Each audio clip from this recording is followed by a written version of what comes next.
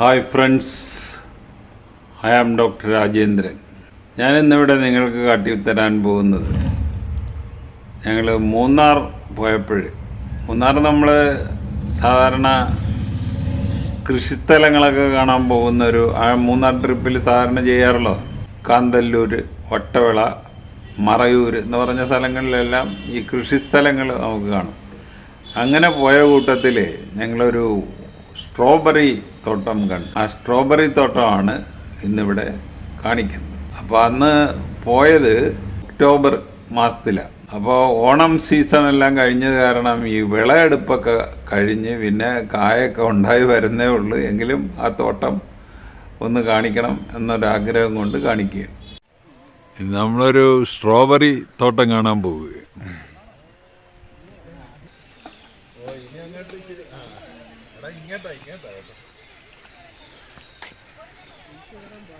ഇതിൻ്റെ കൃഷി മൂന്നാർ, ഊട്ടി മുതലായ തണുപ്പുള്ള സ്ഥലങ്ങളിലാണ് കണ്ടുവരുന്നത്.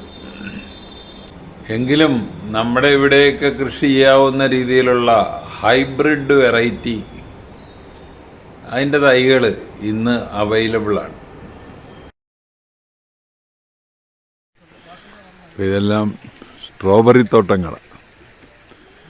ഇപ്പോൾ ഓണം കഴിഞ്ഞത് കാരണം വിളവെടുപ്പൊക്കെ കഴിഞ്ഞു എന്ന് തോന്നുന്നു.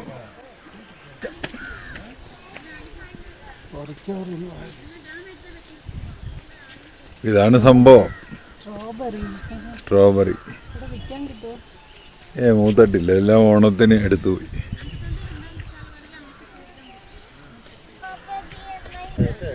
സ്ട്രോബെറിയുടെ പൂവാണ്.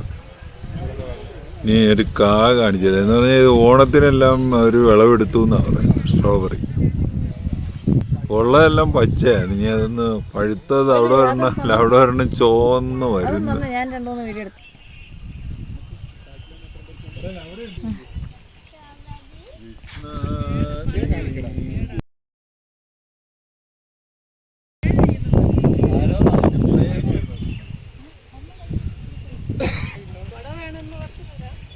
ഇതാണിപ്പോൾ പറിച്ച സ്ട്രോബെറി. ഫ്രഷ് സ്ട്രോബെറി എന്നല്ല, ഇത് നിങ്ങൾക്ക് കാണാൻ വേണ്ടിയുള്ള.